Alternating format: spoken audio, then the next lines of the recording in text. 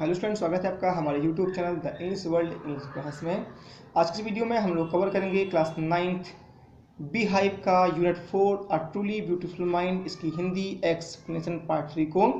आपको पहले पार्ट 1 और 2 नहीं मिला तो नीचे डिस्क्रिप्शन बॉक्स में उनकी लिंक है, आप जाके देख सकते हैं। और जो भी स्टूडेंट्स हमारे यूट्यूब चैनल पे न्यू हैं तो प्लीज़ चैनल को सब्सक्राइब कर बेल आइकन को प्रेस जरूर कीजिएगा ताकि आने वाले सभी वीडियोज़ आपको सबसे पहले मिल सकें। तो इसके पहले हमने पढ़ा था कि जो आइंस्टीन हैं वो ज्यूरिख की यूनिवर्सिटी से अपनी ग्रेजुएशन करते हैं, वहाँ उन्हें मिलेवा नाम की लड़की से प्रेम हो जाता है। दोनों जो है 1903 में अपनी माँ के विरुद्ध जाकर शादी कर लेते हैं। 1919 में जो आइंस्टीन हैं वो मिलेवा से डिवोर्स लेते हैं और उसी साल ही अपनी कजिन से मैरिज कर लेते हैं। पैराग्राफ 12 से शुरू करते हैं। अब Einstein's new personal chapter coincided with his rise to world fame in 1915. 1915 में आइंस्टीन का जो एक व्यक्तिगत अध्याय था उसने उन्हें एक संसार में वर्ल्ड फेम यशस्वी बनाने में एक महत्वपूर्ण जो एक कहा जाए समसामयिक रूप से भूमिका अदा की। He had published his general theory of relativity, और उन्होंने अपनी एक सामान्य थ्योरी जो थी, सापेक्षता की जो थ्योरी थी, उसे प्रकाशित किया। which provided a new interpretation of gravity, जिसने जो गुरुत्वाकर्षण थी उसकी एक नई व्याख्या दे दी। An eclipse of the sun in 1919 brought proof that it was accurate. और 1919 में जो एक एक्लिप्स था, एक ग्रहण था, सूर्य ग्रहण था, एक्लिप्स ऑफ द सन, एक सूर्य ग्रहण ने 1919 में ये साबित कर दिया कि ये बिल्कुल एक्यूरेट सही था। Einstein had correctly calculated in advance the extent to which the light from fixed star would be deflected through the sun's gravitational field. जो आइंस्टीन थे उन्होंने एडवांस अग्रिम रूप से या पहले ही ये बिल्कुल सही तरीके से गणना कर ली थी। द एक्सटेंट टू विच, ठीक है ना, extent to which the light from the fixed star, कि जो स्थिर तारे हैं, निश्चित तारे हैं, उनसे आने वाला जो प्रकाश है वुड बी डिफ्लेक्टेड, वो मुड़ जाता है through the sun's gravitational field, वो सूर्य के गुरुत्वाकर्षण क्षेत्र की ओर क्या हो जाता है, मुड़ जाता है। The newspapers proclaim his work as a scientific revolution, ठीक है ना, और जो न्यूज़पेपर थे उन्होंने उनके इस काम को एक वैज्ञानिक क्रांति के रूप में दावा किया या घोषित किया। Einstein received a Nobel Prize for Physics in 1921, और 1921 में आइंस्टीन को फिजिक्स के क्षेत्र में, भौतिक शास्त्र के क्षेत्र में नोबेल पुरस्कार मिला। He was showered with honor and invitations from all over the world, ठीक है ना, और सारे जो पूरा संसार था वहाँ से उन्हें आमंत्रण और सम्मान मिलने लगे।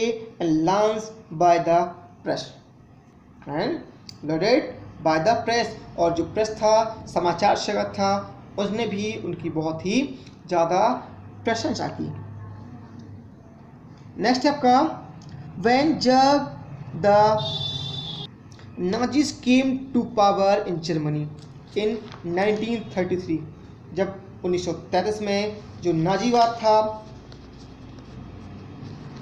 उन्हें जर्मनी की सत्ता मिली, या जब वो सत्ता में आए, Einstein emigrated to the United state.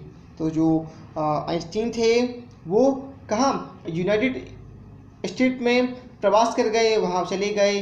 5 year later, 5 साल बाद, the discovery of nuclear fission in Berlin had American physicists in an uproar, और 5 साल बाद जब जो न्यूक्लियर फिशन था, आणविक विस्फोट जो था बर्लिन में हुआ, तब जो अमेरिका के जो भौतिक शास्त्री थे इन एन अप्रोर, ठीक है ना, तो उनमें क्या हो गया, तूफान आ गया।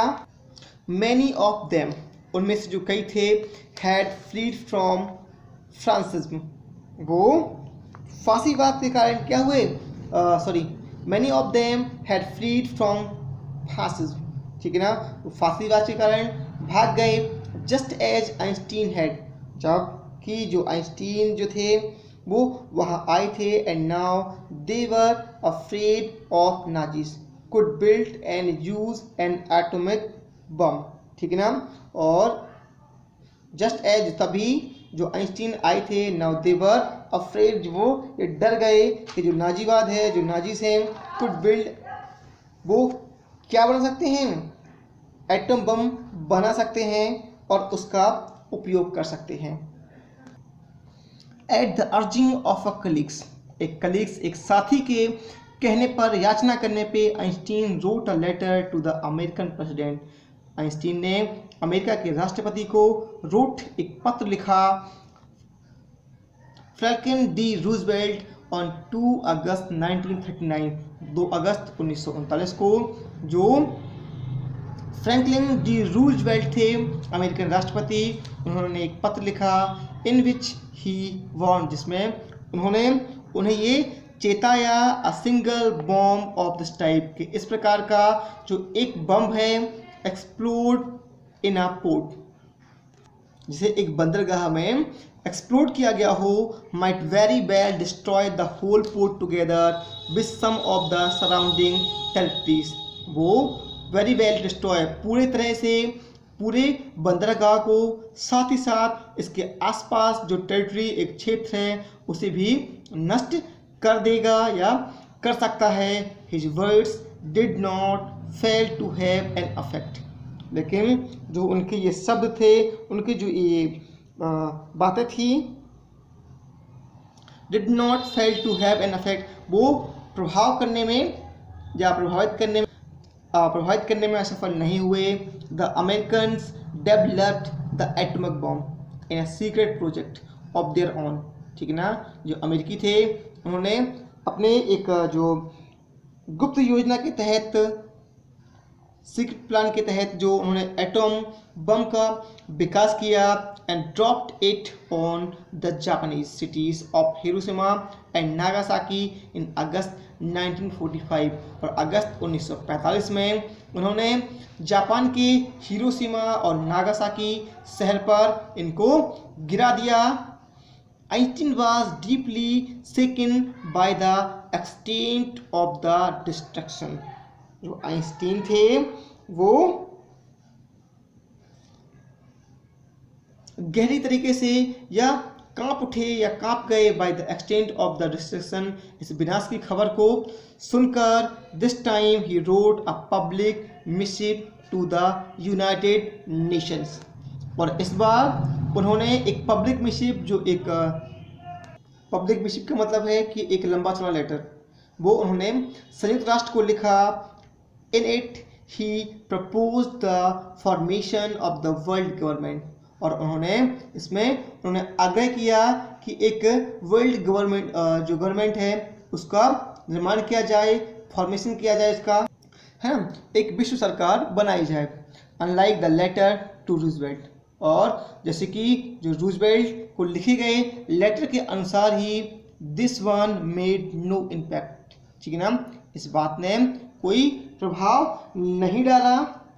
बट लेकिन ओवर द नेक्स्ट डिकेड, अगले एक दशक बाद, Einstein got ever more involve in politics, जो आइंस्टीन थे वो किसमें, राजनीति के जो क्षेत्र था उसमें इन्वॉल्व हो गए, उसमें उतर आए। Agitating for an end to the arm buildup, जो अस्त्र शस्त्र निर्माण था, एंड यूजिंग, और उसका जो उपयोग था, ठीक है ना, उससे समाप्त करने के लिए संघर्ष करते हुए। हिज पॉपुलरिटी, अपनी जो लोकप्रियता थी, to campaigns for peace and democracy, और डेमोक्रेसी और शांति के लिए आंदोलन चलाते हुए वो किसमें, राजनीति में उतरे। When Einstein died in 1955 at the age of 76, 76 साल की उम्र में 1955 में जब आइंस्टीन का निधन हुआ, he was celebrated as a visionary and world citizen as much as a scientific genius. तो उन्हें एक दूरदर्शी विश्व नागरिक के रूप में और एक वैज्ञानिक जीनियस जो था, वैज्ञानिक प्रतिभा का सम्मान प्रदान किया गया। तो ये थी हमारी स्टोरी अल्बर्ट आइंस्टीन के बारे में कि कैसे बचपन में जो थे वो असामान्य थे। उनकी माँ को लगता था कि असामान्य है क्योंकि इनका सिर बड़ा था। फिर उनके जो प्रिंसिपल थे उनका मानना था कि ये अपने जीवन में कुछ नहीं कर पाएगा, है ना।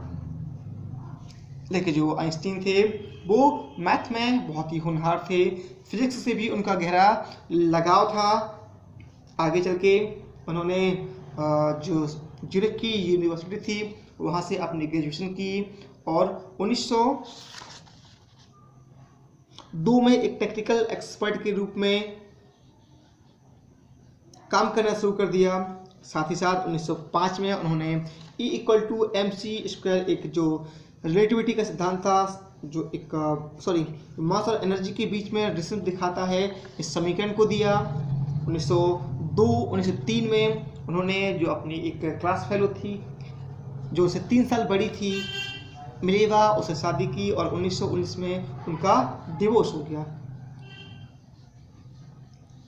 इस तरीके से जो आइंस्टीन थे उनके बारे में हमने स्टोरी पढ़ी। आपको कैसी लगी हमें कमेंट बॉक्स में जरूर बताएं। अच्छी लगी हो तो प्लीज़ लाइक और शेयर जरूर करें।